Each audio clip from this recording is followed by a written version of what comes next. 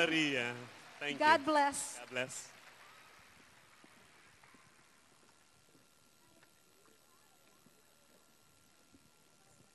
Maraming salamat, Bernard, Angelique, and Nova. At this point in time, we would like to continue with giving recognition to the former employees of Radio Veritas.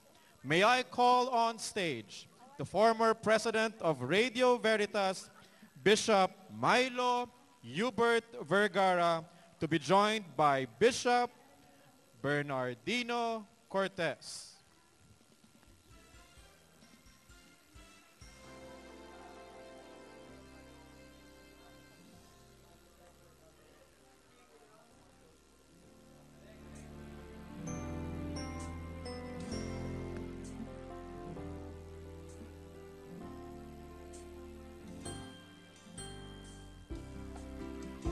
Mga kapanalig,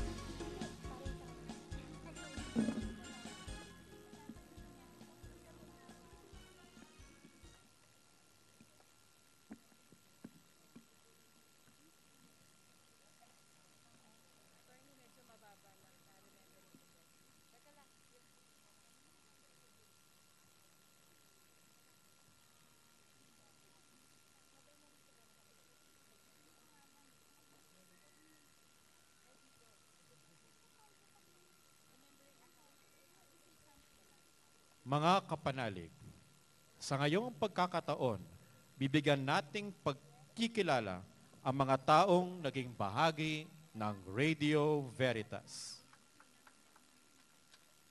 Ang kanilang buhay ay binuhos nila sa paglilingkod sa sambayanan sa pamamagitan ng pagtataguyod ng katotohanan.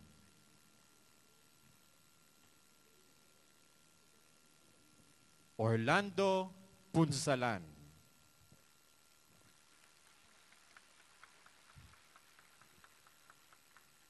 To accept the award in behalf of Mr. Orlando Punzalan is her daughter, Miss Meg Punzalan.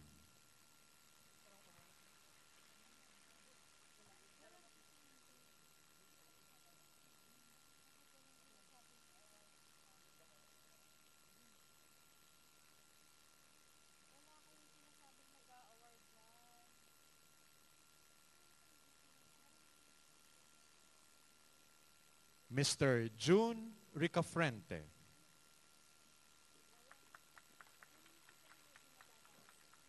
To accept the award is Mr. Dennis Heron.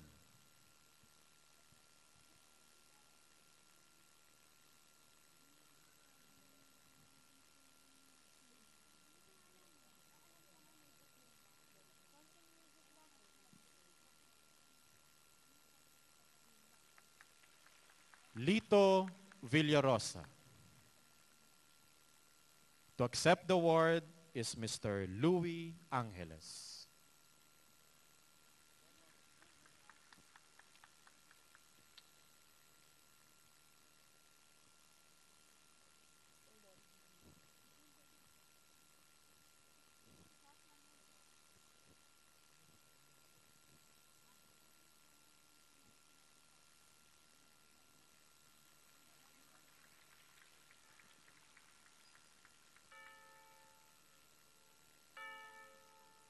Mr. June Tanya. To accept the award is Joan Heron.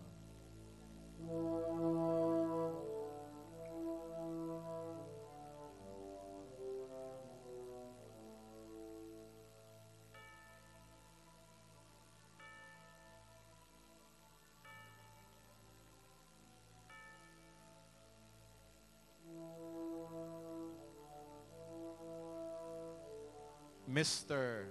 Rodrigo Torres. To accept the award is Mr. Lori Dino.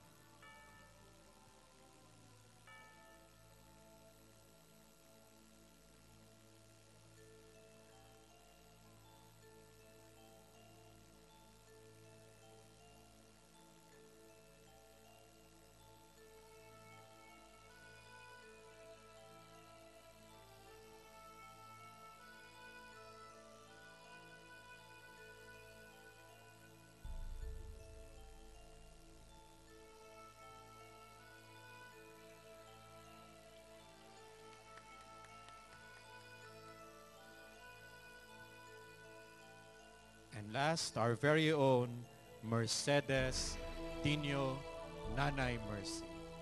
To accept the award is Mr. Lori Dino.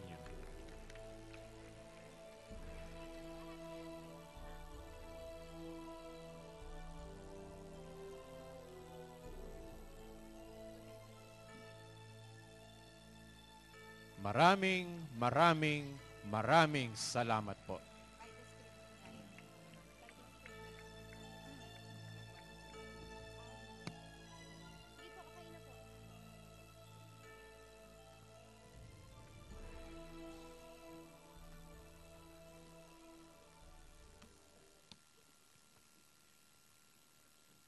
Happy Easter po mga kapanalig. Happy Easter po sa inyong lahat. Magandang hapon po. Ako po si Kuya Reggie. Ang programa po namin ay SOS Healing and Deliverance on the Air. At ako naman po si Sister Janice. Tuwing Tuesday po ang aming programa, 7 to 8 po ng gabi. At Kuya Reggie, ang tagal na nga rin nating nasa Radyo Veritas. Oo, alam ko, no? 5 years na tayong Wow, how time flies. nasa radyo, no? yes. Yes, and sana patuloy pa rin po kayong nakikinig sa Radyo Veritas.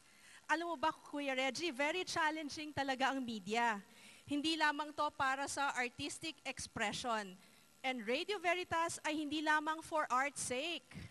Siyempre naman, kaya nga po tayo sa Radyo Veritas, alam natin na hindi madaling mabuhay na tagapagtaguyod ng katotohanan. Mahirap po na gawing lagi tayong nakapanig sa katotohanan, pero yan po ang dapat nating ginagawa. Hindi madaling manindigan sa katotohanan. Lalo na at maraming nagsasabi na sila ang katotohanan. Iisa lamang po ang katotohanan. Yan po ay ang ating Diyos. Kaya anupan po ang taliwas sa katotohanan na ito ay hindi katotohanan. Kaya tandaan po natin, tanging Diyos lamang ang katotohanan at ang Radyo Veritas ang nagtataguyod sa katotohanan na yan. At hindi kakayanin ng ating sariling powers ang itaguyod ang katotohanan. Tama po kayo dyan mga kapanalig. Mahirap po pero posible. We can with God's grace, dapat nating itaguyod ang katotohanan. Let His song reassure us that we are in God's care as we stand for the truth. Kuya Reggie. Kaya ladies and gentlemen, let us all welcome mga kapanalig, Mr. Jose Marie Chan.